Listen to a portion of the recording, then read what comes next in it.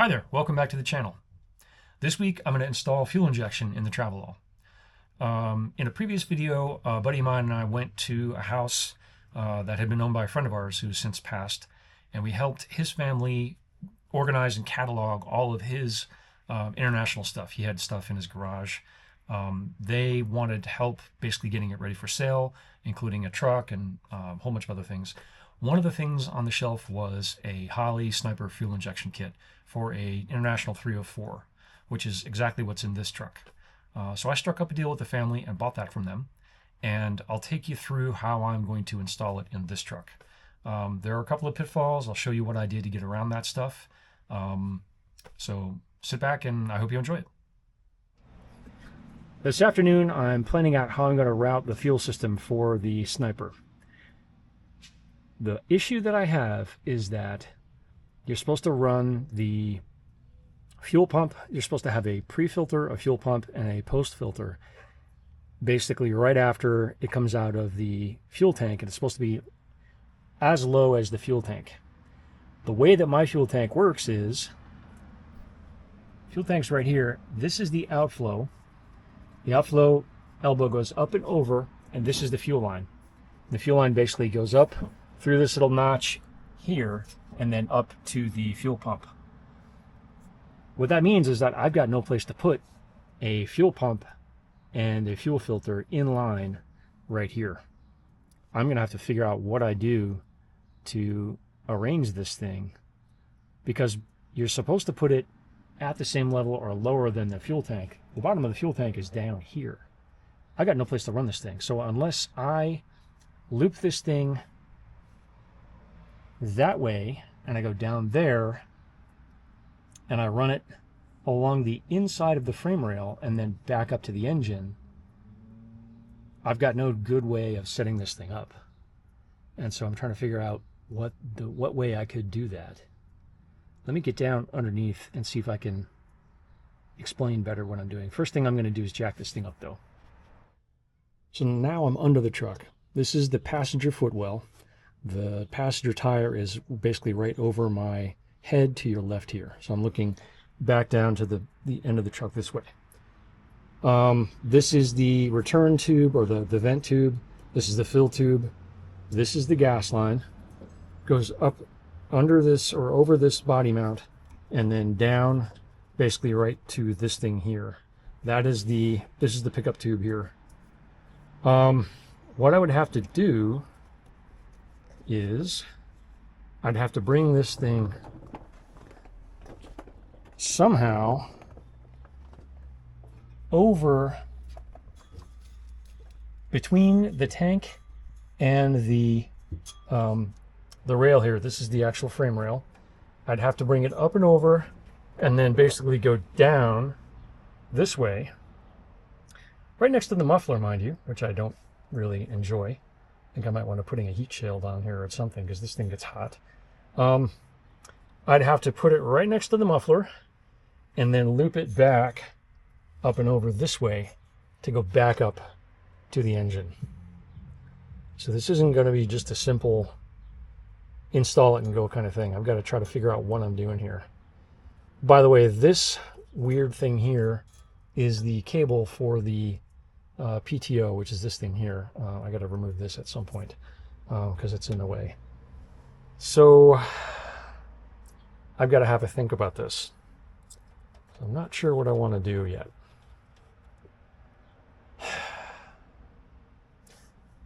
I wish it could be easy. They always make it look easy in the videos. Why isn't it easy for me? I guess I could put some kind of, I could run it down this frame rail, and I could put some kind of heat shield in between it here, so that it's like wrap some sort of heat shield around this muffler. I would do that anyway, just because I don't like the way this thing, where it is and what it is. I'd really like it if the muffler went down the other side and hung down over that way. That would make more sense to me. But I digress. that may be what I have to do. In which case, I've already cleaned out a lot of this thing with encapsulator, but I think what I have to do, well, I know I have to do it. I have to clean up the bottom of this frame rail and hit this with some encapsulator before I do anything. Because that's the other thing is, I don't know what the distance is. The pump itself is pretty long. The pre-filter is pretty long. So I've got to allow for that in whatever the distance is that I go from the tank up to the actual carb. And again, once again, I've got to keep it low. So putting it down here would make a ton of sense. It makes all the sense in the world. I just don't quite know how I'm going to do it yet. Interestingly, one other thing I should mention is, at some place along the pipe here, along the muffler pipe, I have to drill in a hole at like a 10 to 15 degree angle to put the oxygen sensor in. It'll probably go right about here, because you're supposed to have it with, like, I think they said like 2 feet of space after the Y, which actually goes up. I mean, it would be very easy to put it in right here. It'll just stick up right here, and then I just got to find a way to hide the hose. That isn't a hard deal. That's not a hard thing to do. This is kind of what I'm thinking here. I would have to put the fuel pump, I guess, down here like this. And like I said, I'd have to run the line here and then bring it back around to here. So it would have to go up and over and then loop around and come back this way. I could move it forward. There's 2 giant mounting bolts right here. What is that? Oh yeah, these are 2 bolts for the frame rail. So I could actually, this has got to come out anyway, so it could go here. Let me try taking this stuff out and get it out of my way so I can see what I'm doing here. So I'm going to take this bolt right here. This is for that transmission mount, but this is actually piggybacking on one of the frame rail mounts. Actually, no, it's not. That's just a regular line bolt. This is one of the frame rail bolts, and there's another that's all the way over here. It's this guy here. So let's pull this one out and take this whole thing off and see what we get. I had some time today, got a late start, so I figured I would tackle a project I've been thinking about for a little bit of time. I'm actually putting off another project, but I'll get to that in a minute. This is the old single DIN head unit that I had in the Scout before I upgraded that one. It's not the best. It's a single DIN, and it takes a CD, and it's got an input for auxiliary, but it doesn't have Bluetooth, which is kind of a bummer. I think that what I'll probably do later on down the line is I'll swap it out with something better. But this had already been cut. This was already a mess.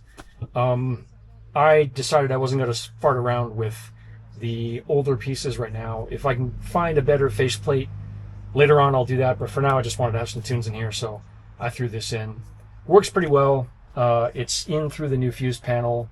It'll work for the time being. I have to put the antenna back on the front over there, but it's wired in well, and I like it. So this is what I'm going to go with. The other thing I did was this. This door used to sag, and it didn't open and close easily. I jacked it up and adjusted the bolts, and now it works a lot better. So I'm pretty happy about that. Last Sunday, I drove over the Bay Bridge to help our friend Brian install a 2-post lift in his new garage. He's been working on this for a couple of years, and he's finally to the point where he can get it in place. It's always a good day for a ride over the bridge in the Scout, even when it's a chilly morning. The Eastern Shore is beautiful this time of year. Behind me was our friend Bennett in his '67 Mustang. He was dropping it off for Brian to install powered-assisted steering.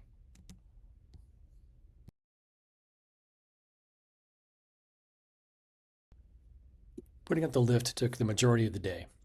We unpacked the 2 beams out of the steel crate they came in and wrestled the first one into place. It's always easier to drill into new concrete. Then we put together the other one in place and assembled the crossbeam to make sure we had the measurements correct. The instructions for this lift kind of sucked, and the hardware wasn't clearly marked, so we spent a lot of time trying to organize nuts and bolts. Brian treated us to a delicious brisket lunch with some beer, and then we got back after it.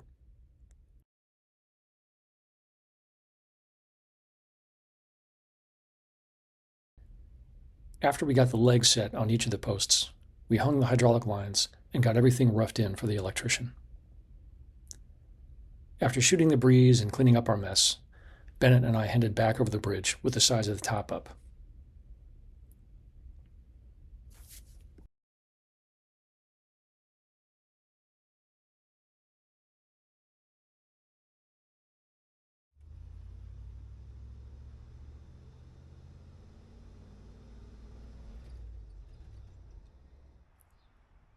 Let me give you a situation update here. I've dropped the tank on the Travelall to put in a return fuel line, which is something that the Sniper kit requires. That went out really easy. That was no big deal. What I found when I dropped the tank, or before I dropped the tank, I drained it out, and I found out that, it was full of gas, which I had put in there, but it was also full of another liquid, which I could not identify. And it was heavier than the gas was. I let it separate out. I've actually got it in some smaller containers, and I've tried to light it on fire. It's not flammable. I don't know how water could have gotten in this tank.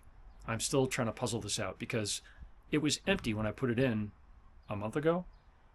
I filled it full of gas and basically capped it off. The inlet has been capped off. Every time it's rained, the cover has been on the truck. I'm not entirely sure how water could have gotten in this tank, but right now I'm a little terrified that I've been trying to start it off of that water and I might have hydrolocked that engine or hurt that engine somehow. I'm not sure yet. I'm going to move forward with what I'm doing under the assumption that it's all going to be fine because I can't do anything else about it right now. So what I've done is I've dropped the tank. It's emptied out now. I've actually pulled the sender out to take a look at that. I've tried testing that. Can't get it to work. We're going to check in on it. It was working when I originally got the truck, so I can't figure there's anything that wrong with it, but question mark. If I need to, I'll buy a new one. What I'm going to do now, I've been sort of holding off on doing this, but what I'm going to do now is I'm just going to say the hell with it. I'm going to test fit it one more time to make sure that the return line will fit at the top of the tank. And then I'm going to drop it one more time, and I'm just going to fit it in place, really. Then I'm going to fill it full of water, which is what I've been not wanting to do. Fill it full of water, drill a hole in the top, plumb the return line in, and get ready to put back in.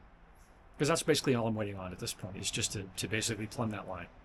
And then I've got to sort out what I'm going to be doing with the fuel sender and the pre-filter and all that sort of stuff. I got to figure out how I'm going to route that. So that is the plan of action for today. It's a sunny day. It's going to be raining. Actually, I'm doing a school trip for my daughter tomorrow, which is the next nice day. And then for the rest of this week, it's supposed to be like overcast and kind of rainy and kind of cold. It was 80 degrees yesterday, and now it's like 52, which totally sucks. Anyway, so let me do this. I'm going to go out. I'm going to test fit the tank back up in the truck one more time. Make sure that where I put the return line, I've got enough overhead room between that and the bottom of the, basically the bottom of the cab, because there's a gap in between the top of the tank and the bottom of the cab. Make sure I've got enough clearance there. Drop it, fill it full of water, and drill the hole. I'm going to put it right next to where the sender goes so that I can get a wrench inside and make sure that I can tighten everything up. But I'm just going to check everything one last time before I do that. So let's get on that right now. So this marks the third time that I've dropped the tank in 2 years. I'm actually getting pretty fast at it. I hope I don't have to drop it a fourth time.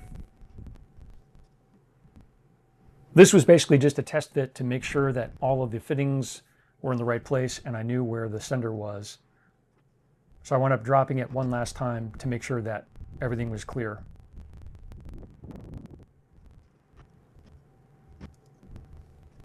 Here you can see the liquid that came out of the bottom of the gas tank. There's a thin film of what I assume is gas or something on the very top of this, but everything underneath that is a more clear liquid. I have not been able to figure out what it is. I've actually extracted a bunch of it with a syringe and put it into a different container. It does not burn, so I'm not entirely sure what it is. It still smells like gas, but I don't know if that's just because it's been near gas. It doesn't smell like water. And I have tried lighting it on fire and it doesn't light, but I'm going to try that again just for the heck of it, and we'll see what it looks like. Here's what I'm up against. I've got to put a return line in this thing somehow. This is the only opening I've got to work with, and this is very, very small for my hand. I've got to be able to fit this fitting down here, get this fitting on there, tighten it up, and then get this fitting on here and tighten it up so that this draws all the way down to the bottom. I don't think this one is as important as, clearly this one is, but this is going to be a pain in the ass, and that's the only way I can do this. The other thing is that this fits flush to the bottom of the truck, so I'm going to have to put some kind of at least a 1 1/8 inch spacer block on the top, like here and here, to basically give this thing enough room to be sticking up, because it's going to stick up like that. I can't put it over here because I have no way to get my hand in there. This is the vent line here, and I can't mess with that. I mean, I guess I could, but there's no other vent line in this thing, and I really don't want to do that. I'd like to have a vent line because you're kind of supposed to. So I am stuck. This is my choice. So I'm going to have to think about this for a couple minutes before I start drilling into this tank, because this is the only tank I have. The other thing I'm going to do is look and see if there are, I know that there are aftermarket tanks. I know that there's a long wait time. I'm going to see if they have aftermarket tanks that actually have a vent line and a return line plumbed into them, more than one tube. There may be, in which case I might have to spend a whole lot of money. We'll have to see. I've got an update on the gas tank. New gas tanks for this model truck are over $1,000.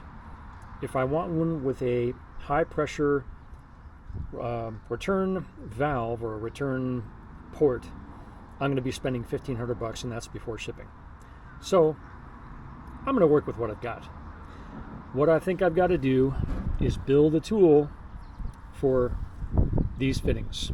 The trick with these fittings is these are aluminum, and so if I drop it in the tank, I can't magnet them out of there. I've got to figure out how to get them out of there, and this is going to be a bitch. So the first thing I'm going to do is build a tool that I can use to capture this nut and put it in place, and then spin this thing around to tighten it. And what I'm going to have to do is basically get these two fittings on at the same time and tighten everything all at the same time by twisting this thing. So I've got to build basically like a hook fitting, or a hook tool that will go onto this and this at the same time. So let's get started. So I spent some time fabricating a janky little tool that looks like this. So what this tool is going to do is it's going to basically fit in here, and it'll hold that piece in place, and I'll bend it up here somewhere so that what it'll do is it'll fit in here and bend underneath. I'm going to put the hole right here because that's the closest I can get to the entrance to this thing. This is the biggest hole in this entire tank, and this is the sending unit. I've just hit it with rust. This is rust reformer. I'm going to hit it with some rust encapsulator. I've got to test it properly on the bench later on. But this goes in here and sits like this. So if I put the return here, it shouldn't interfere with this. I just have to make sure that this hose goes off in a different direction. It doesn't like loop underneath and hit the bottom of this thing. But I think this will get me where I need to go. So the next thing that I've got to do, I might not be able to do this today, we'll have to see, is I'm going to fill this tank with water and drill a hole right here. So the instructions for the sniper kit say to have the tank professionally cleaned or to fill it with water before you drill into it. I chose the cheaper route. This was probably the easiest part of the whole deal.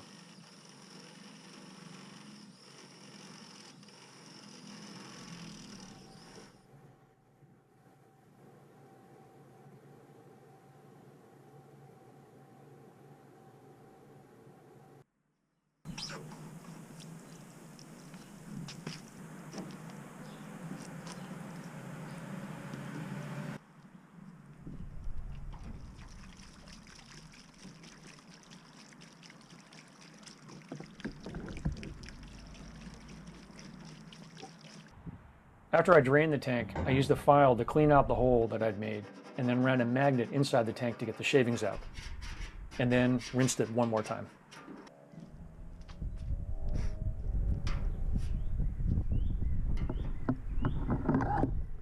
The hardest part of this was getting the washer and nut inside the tank to thread into the fitting outside. I'm glad I put it in so close to the sender outlet. I actually made a crude wrench with a 90-degree bend that helped set that nut in place once I had it in.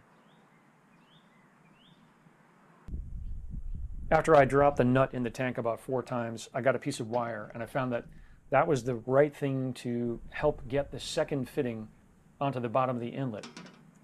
Once I'd had that threaded on, I used my wrench to snug it all tight.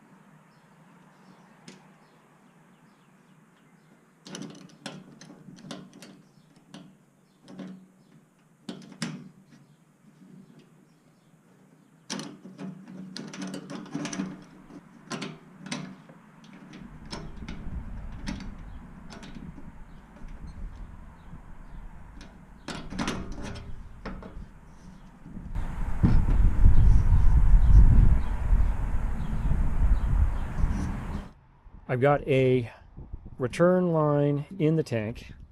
I'm going to grab the sender and test fit that now. I'm almost positive it's going to work. The line that goes down to the bottom of this thing basically goes down and this way, whereas the sender, the action of the sender goes this way. So that's in place. It didn't blow up in my face when I drilled the hole. I want to clean this this line out because there's some crud in there. I'm going to leave this out overnight and let it basically cook in the sun, and I'm going to flip it over and put it on an angle so that it completely dries out in the sun tomorrow. And then I can hook the line up here and at least run the return line this way, and I can rehang the tank. The other thing I've got to do is I've got to make probably 1-inch blocks. So there's going to be like a 1-inch block here. I can just do a strip, 1-inch strip here and a 1-inch strip here, and that will be actually probably 1 1/4 or 1 1/8, 1 1/4 strip here and a strip here. And what that's going to do is that's going to keep this thing off of the top of the bottom of the actual belly pan of the truck. There'll be just enough room for this thing to be free, because I don't want it hitting up against this thing and bending this or whatever. That way this will sit properly. It's going to sit, you know, an inch lower on the truck, but I don't plan on overlanding this thing at any point. So I'll get that in place, and hopefully I can rehang this tank in the next day or two.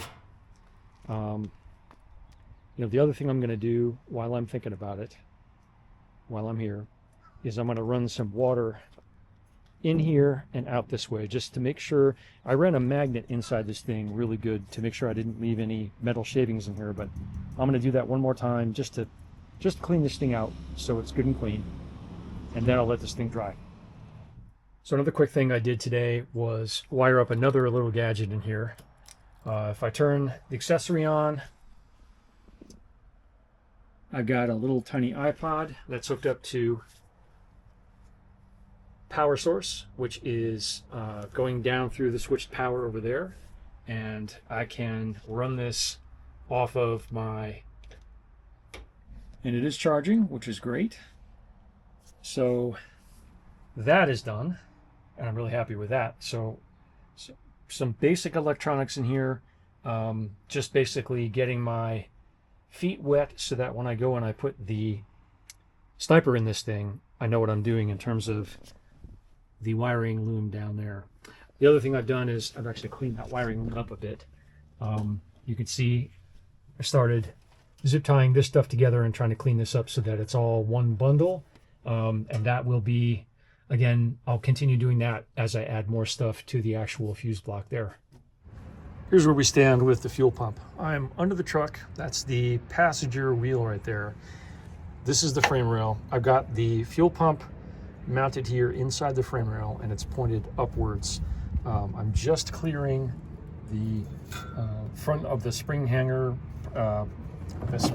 perch there, and I think I've got just enough angle there where I'm not going to, pinch off this tube.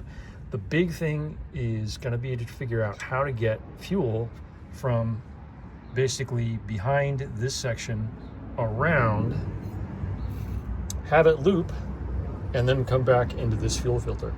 I think what I'm going to wind up doing, I've got about 6 inches here, 6 inches of space in this area here. I think what I'm going to do is have a piece of fuel, metal fuel line bent in a U shape, so that I can bring the hose up this way, have it U, and then come back around into this fitting right here.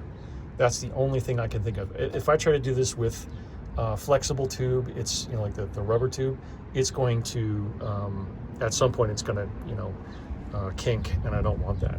So I think hard tube is going to be the way to go there. I might actually have to do that over here as well, because I've got to be able to get, again, I've got to be able to get the tube. It's got to come from basically like over this, and actually it's got to go up and over this thing here somehow. This is going to be a pain in the ass. Basically what I got to do is I've got to get a bunch of fuel hose and a bender and bend this thing somehow. So that'll be the next problem to solve. That'll be for tomorrow. But for now, this is mounted. It's in place. The pre-filter is here, and we will move on to the next step. I just have to put one screw in on this side, and I can call this part done. So here I was all worried that I was going to have to get a bender out and figure out how to bend this aluminum tubing into something I could use. This is how it came in the package, and if I run a tape over this, it's just a little bit wider than I need. So if I just bend it just a hair, I should be able to get this to work exactly the way that I need it to. I couldn't be happier about that. And here's how we are solving this problem. We got a 90-degree bend here out of aluminum line. I'm going to bring it back this way and up here to the fill section. Not my favorite thing to do, but this is the only way I can figure out how to fix this problem. So this is what we're going with. I've got the carburetor in place, throttle body, whatever you want to call it. Linkage is up. The wires through the bulkhead. I've run into a couple of problems. The first problem is that the temp sensor on a standard International is like one thread size smaller than the one that comes with the Holley kit. So I've got to figure out if there's something else I can use, or if I need to go drill out or tap out a larger sensor, and then I'd have to drain the tank and flush it, and that would be fun. Second problem is that the way that the fuel lines come in, that's the fuel inlet, or this is the return line right here, and it goes basically down under the coil. So there's not a whole lot of room there. But even worse is the inlet, which basically dead ends right at the water neck.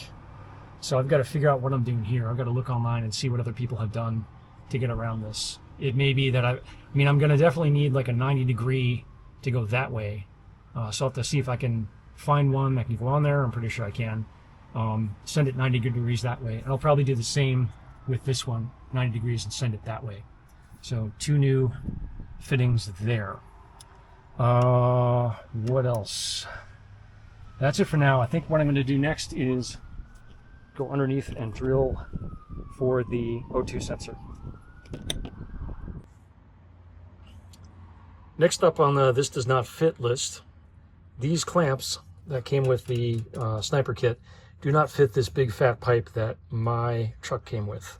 I cannot get...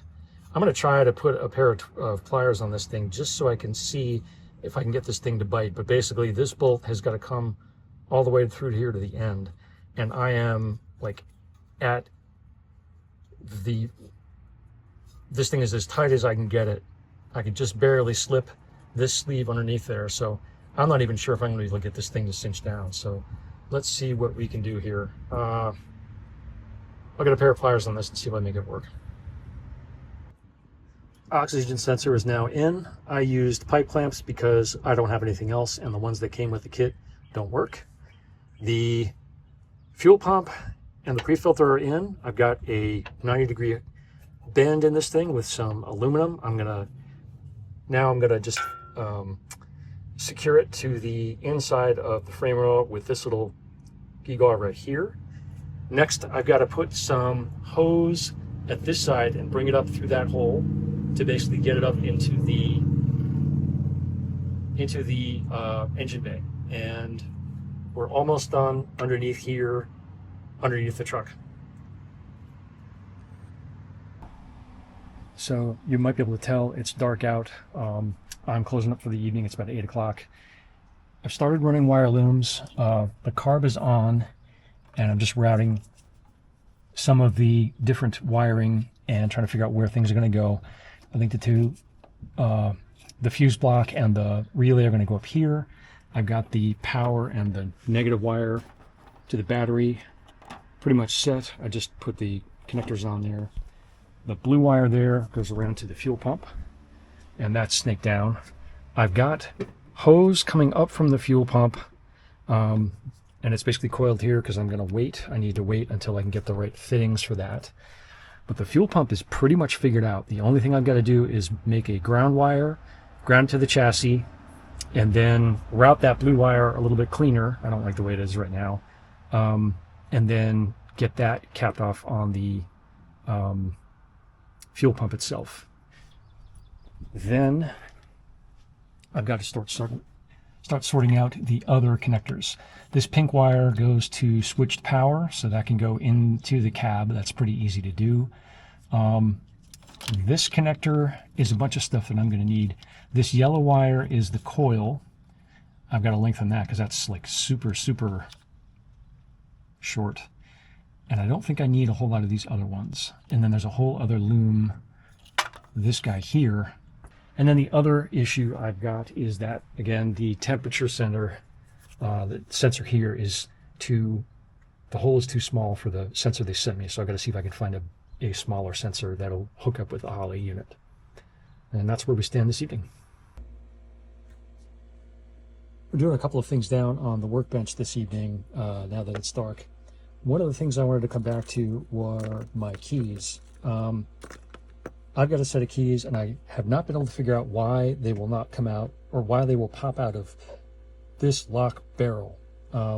This barrel goes into the handle, and basically I can put the lock in there and I can spin the lock and I can move it around, but as soon as I lock the actual door, the key just comes right out and pulls the barrel with it. So basically it's not going to work.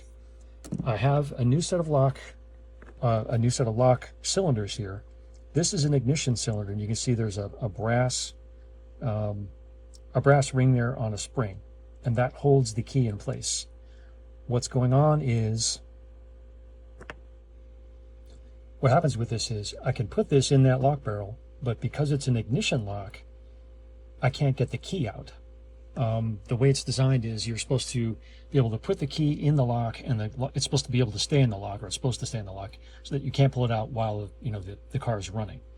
So I can't use the ignition keys. So I've got to modify the keys that I've got here. What I've done with this is I've basically used a Dremel to cut out the backside of this, to cut basically a groove all the way around to the backside of this, and use a lock ring and put a lock ring in place. I don't know if you can see the two holes right there.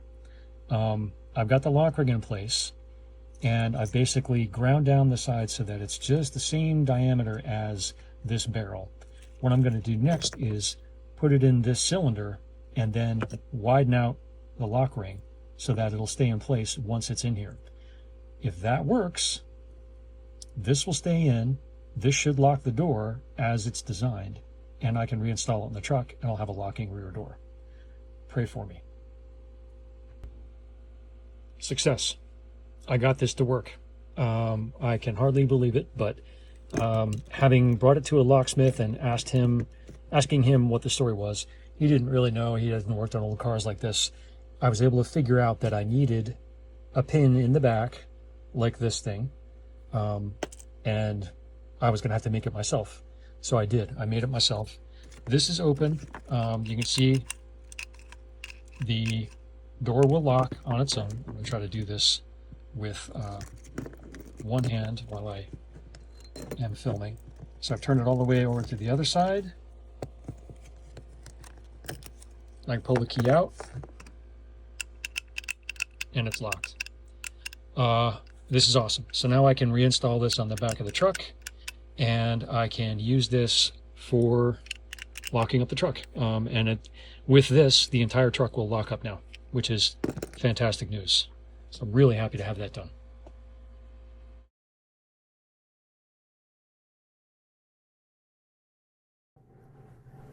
The next big project was sorting out the wiring.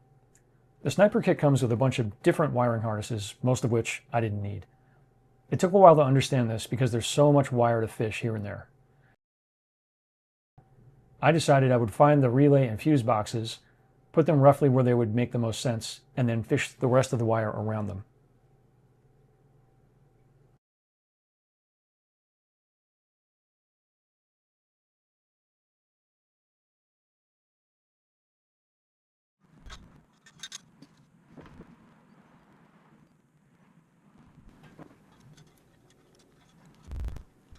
Next up was drilling a hole and mounting the O2 sensor. As you can see here, my tailpipe is a bit crusty, but I didn't let that stop me. I drilled about a foot behind the collector and at a 10-degree angle as per the instructions to keep the sensor from getting wet. I then found that the clips that went with the kit weren't wide enough for the tailpipe on this truck, and no amount of force would make them. So I got some pipe clamps from my bench stock and used those instead.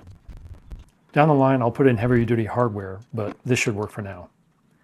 Then I fished the line up into the engine bay. One thing I'm not showing here is that I went back and wire brushed the rust off of the tailpipe where I put this unit, so it should be a nice clean mating surface.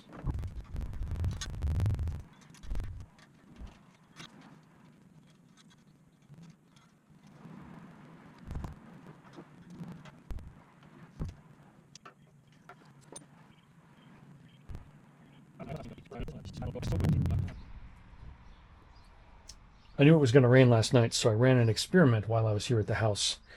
I left the car cover off the truck for the first time pretty much since I bought it. And the only place that I see a little bit of water ingress is over here on the passenger side. And I can't tell yet where that's coming from. I can't tell if it's from the area in between the door here It's over there, and the truck is on an angle, so I'm not entirely sure where it's coming from yet. So I have to chase that down. Driver's side is completely clean, completely dry. Nothing's coming in over here, which is great news. And the only other place I'm getting water in is here in the back driver's rear corner. This has happened a couple of times, and I'm not entirely sure why. So I think I'm going to put a couple of drainage holes in here.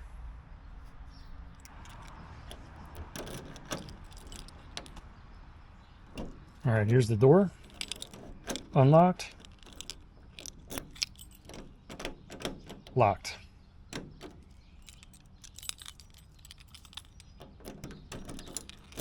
Here's the door locked. Unlocked. Now I just need to adjust this, and I need to adjust the door again to get it to close all the way, because it's done that thing again where it's not latching all the way.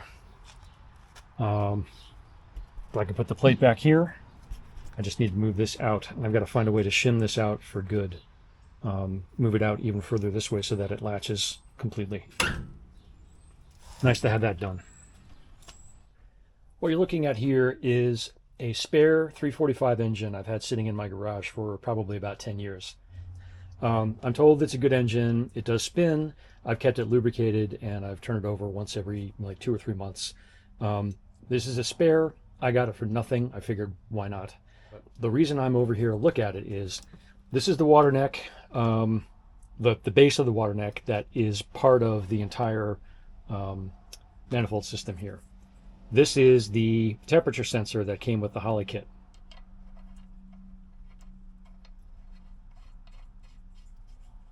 Screws right in place. So this is a spare 304 manifold that came off the green truck. Here's the port for the temperature sender. You can see there is a size difference there. This one is not going to fit in there. So I'm not crazy. I didn't get a weird one-off manifold or anything like that. The other thing to know is that this, I can't put this on the 345. It will not fit. There's a difference in the way that the two heads, it's like the distance of the two heads is different. So these are not interchangeable. You have to have a 304 head for a 304 engine, and so on and so forth. So I'm kind of stuck. I've got to figure out what I can do here and call up Holley and see if they've got a, I think this is a 1/4 18 pitch temperature sender with this funky 2-prong connector that the Sniper kit needs. So I'm going to run in to do that now, and that's going to tell me what I need to do next. I got on the phone with Holley Tech Support, and they said, nope, we don't make anything smaller than this size for the temperature regulator or the temperature sensor. But what you should get is something like this, which is basically just a brass adapter. I said, I wasn't aware they made that. And he said, yeah, here's your part number. Go out to your Advanced Auto Parts and get it. So I did. Got it back here, found out that this hole was just a little too small for the sensor to comfortably fit in. So I just used a file and filed that out. I've cleaned it up. And now I'm going to put it in the engine. I don't have to drill and tap anything, and I am thrilled. Under the truck, we are pretty much done. I just took this off and wire wheeled the scale off of here, put this back on. I'm going to leave these pipe clamps on here for now. We'll see how that does. All of this stuff under here is ready to go.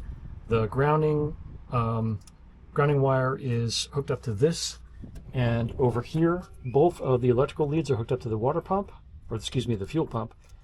The fuel line going out is hooked up to that.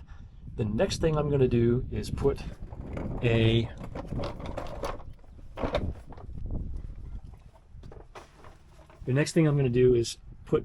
rubber, sort of a gasket around this thing, or a rubber protector around this thing, and get the fuel line basically over this section here. And then that will pretty much wrap up routing the fuel lines. The only other one that we'll have to route will be the one that goes from the actual fuel tank up to the Sniper itself. So I'm at the point now where I need to go back inside and refer to some videos and some other things because I've got a couple of questions and I'm at a logical stopping point. The fuel system minus the tank is installed. The only thing that needs to come back in here is basically I need the fuel inlet to come up and go into the tank or go into the carb here. I'm waiting on a fitting for this and I'm waiting on a fitting for this. Power to the coil is in place, the coil is grounded. The yellow control wire to the coil is installed. One of the questions I have are the connections to the coil to the distributor, because what I'm seeing on the instructions does not mirror what I have here, and I'm a little confused as to what I do there. This wire loom is in place.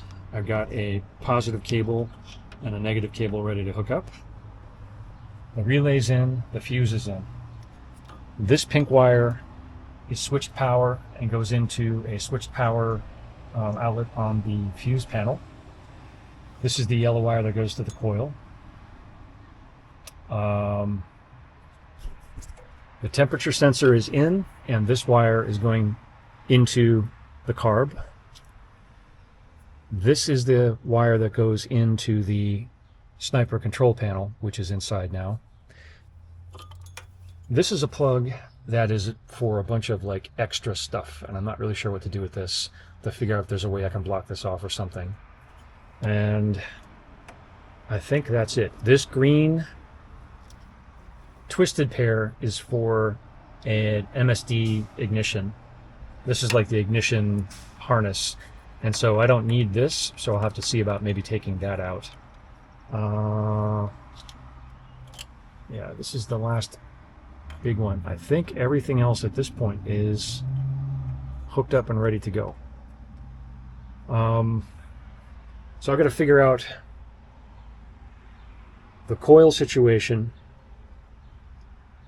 and I'm just waiting on the fuel fittings, and I'm waiting on a spare, I'm waiting on another fuel sender, which will be here tomorrow, and hopefully I can use that fuel sender.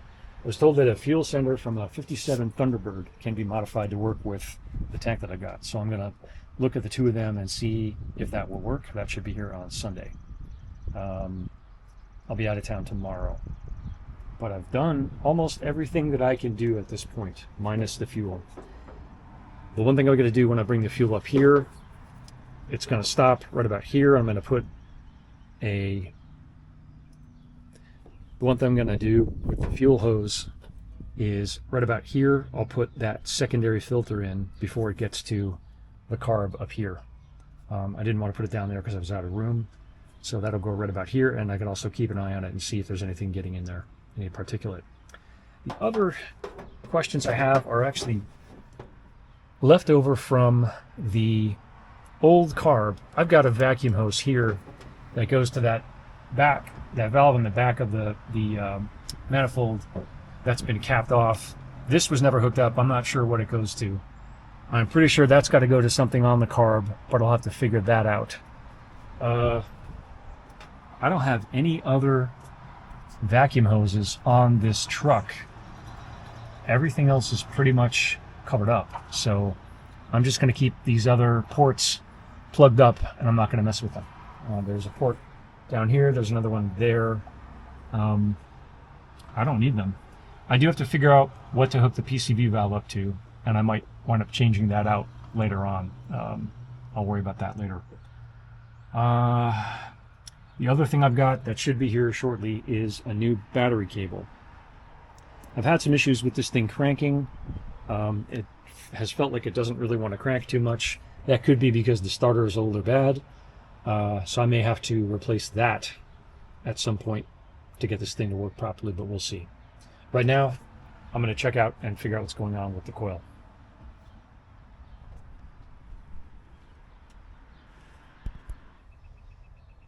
Confirming what I suspected, I just went back in, watched the installation video, and it does say you basically have 4 wires to connect.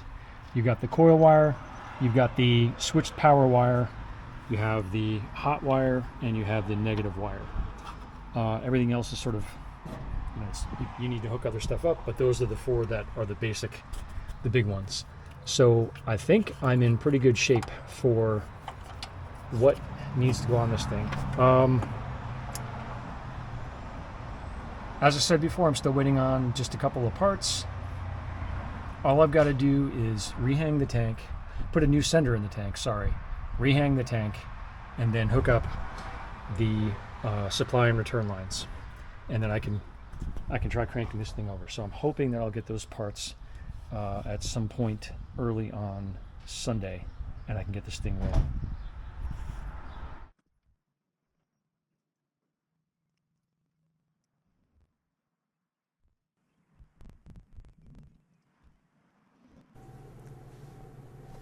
I had to run a wire to switch power on the fuse panel, so I used the same circuit that I jumped from for the new fuse panel. All the wiring I did was soldered and covered with heat shrink tubing, both here and under the hood. This is the original sending unit from the Travelall that I pulled out. I've cleaned it up as much as I can, and when I put the multimeter on it, I get fluctuating readings. Sometimes it'll read, sometimes it won't. And so I figured I might as well just pull the trigger and get a better version, a new sending unit. The issue is that I'm pretty sure I've got a 19-gallon tank, and the only new ones available for 19-gallon, the only new ones available are for 15-gallon tanks, which I would assume would be shallower and wouldn't work exactly the same way that this would. Doing a little bit of research online, somebody suggested a sending unit from a 57 T-Bird, which is what this is. As you can see, the diameter of the plug is the same. The mechanism is roughly the same. The only difference is that the arm is slightly shallower. Actually, I guess it's about the same depth, but it's just a little bit longer at the bend. So if I put them side by side, this one is a little bit longer here. So what I'm going to do is I'm going to shorten this thing so that I can get it to be the same distance as this one. I'm going to keep the brass float, although what I could look into doing is basically bending this where it needs to bend and then straightening it out and then running this, I'm assuming it's foam, this foam float through it. But let me see what I can do with this thing first. I'm going to put it up here on the vise and compare the two and figure out where I have to bend it from.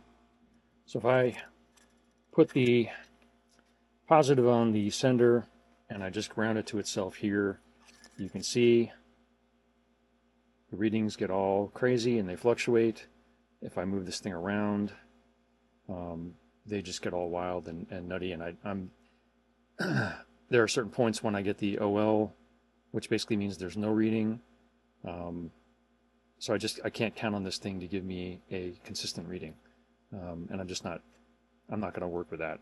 I already have issues in the Scout with not getting, I don't have a fuel sender in the Scout that works. It's been that way for 15 years and I still haven't fixed it yet. After I get the Travelall on the road, that'll be a project for that truck. But for now, I want to get this thing on the road and running. So when I put the tester on the new unit, I get proper readings, which is what I want. So this is the one that's going to go on.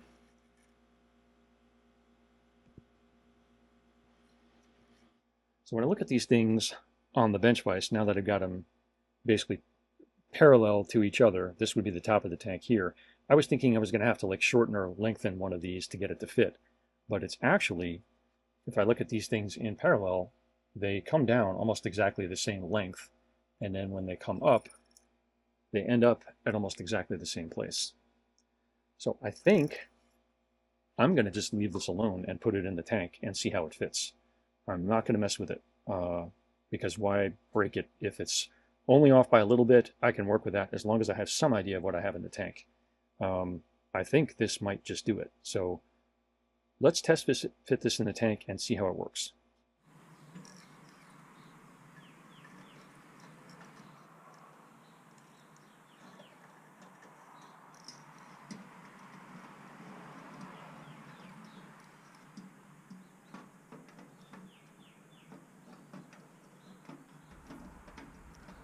the new sender went in super easy. I remember wrestling a new sender in to the polyethylene tank on my Scout, and that was a miserable job. This one was so much better.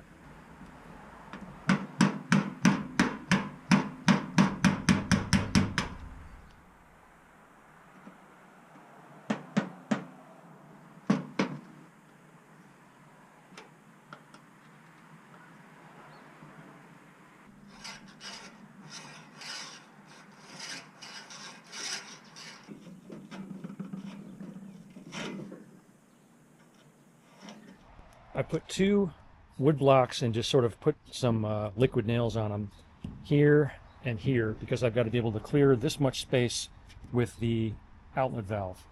The sender is in.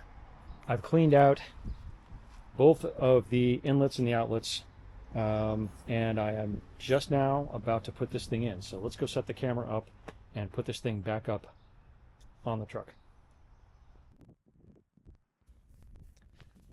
And up the tank goes again. This is getting easier the more times I do it, but I'd really like to be on solid pavement the next time I have to do this. I'm sick of working in the dirt.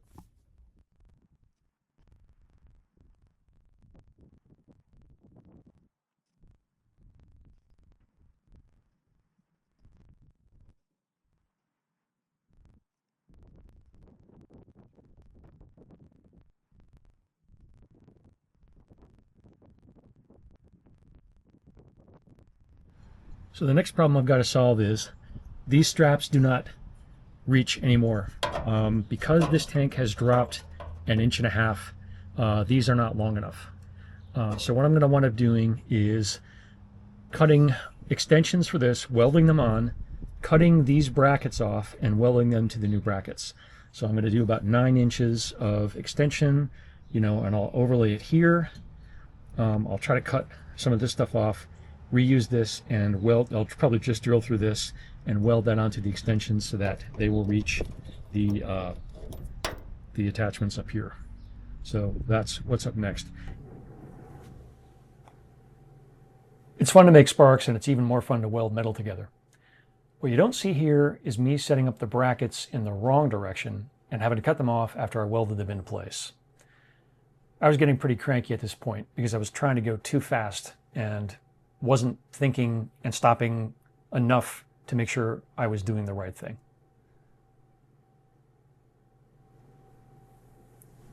So this is what the brackets look like after I cut them off. This is one with the strap still on. This is one after I ground the strap off. Nothing too amazing there. Once I'd sorted out those problems, I got back under the truck and started welding them back in. What you don't see here is the fan on the right-hand side, hopefully blowing away any of the fumes from the gas tank away from me as I welded each of the straps in place. I had to shield the welding gas with my hand, but once I figured out what I was doing, I was able to get good welds on both straps and double them up on the sides for extra strength. Then I used the angle grinder, ground them all down so they're nice and smooth, and got them ready for installation. This was just a lot of work on my back.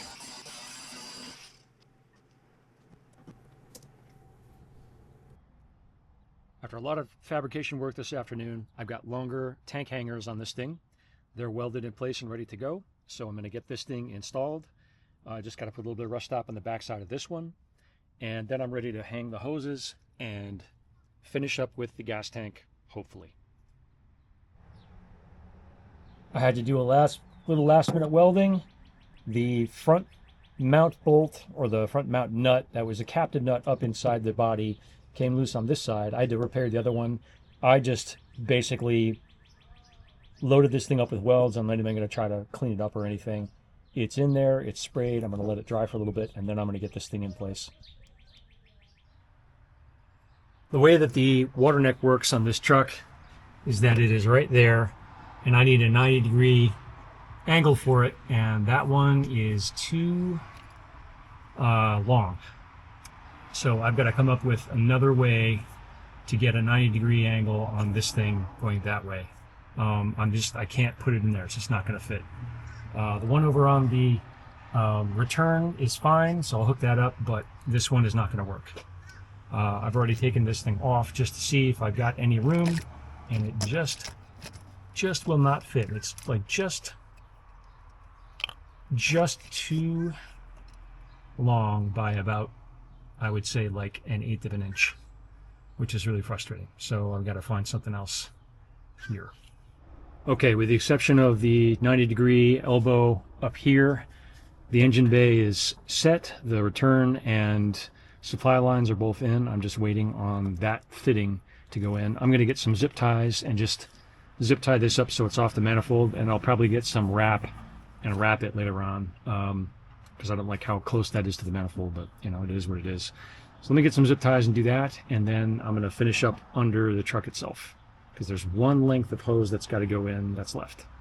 All right, friends, I'm tapping out after a very busy day. With the exception of the, this is the vent line. I've got to flip that up and put a loop into it and then put a filter on it. I just need bigger hose for that. I don't have that right now. That's all in. All the other hoses are in. This is the fuel line. Fuel line is going up, over, through this loop that goes through the frame and around all the way over here and down to the pre-filter, then the fuel pump, and then up to the tank. That's the only way I can route this thing. Kind of a pain in the ass. Temperature sender's in. That's all good. I've got the new fuel sender hooked up here. I've got a piece of, you can just barely see it there, I've got a piece of heat shrink on there. I'm just waiting. I want to put some gas in the tank and make sure that it works before I seal that whole thing up. But I want to get that sealed up so that this doesn't get all corroded and crappy. And then the return line, which you can't see, is at the top of the tank. And that line is, I think it's this one here. This one goes up through that hole and then up to the return line. So all of the fuel lines are in. The tank line's back in. That goes up there. I've got the lid on that. This is turned down so that I don't get any water in the tank. I think I might try to find something to plug that up, because I'm gun shy about having water in the tank at this point. And one thing that I'm going to do before I fire this thing up, it's on the checklist, is I'm going to pull a couple of the plugs and see if there's any water in the cylinders. I might just try to blow it out or something. But all this stuff is in. The tank is in. Straps are on. They look good. I had to weld a new hole for this. That's good and in place. So I think we're going to call this part of things done.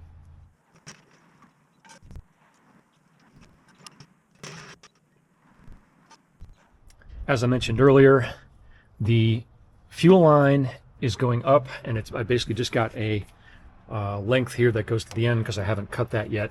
I just need that 90-degree fitting. The return line is in. That is attached and ready to go. So that's in good shape.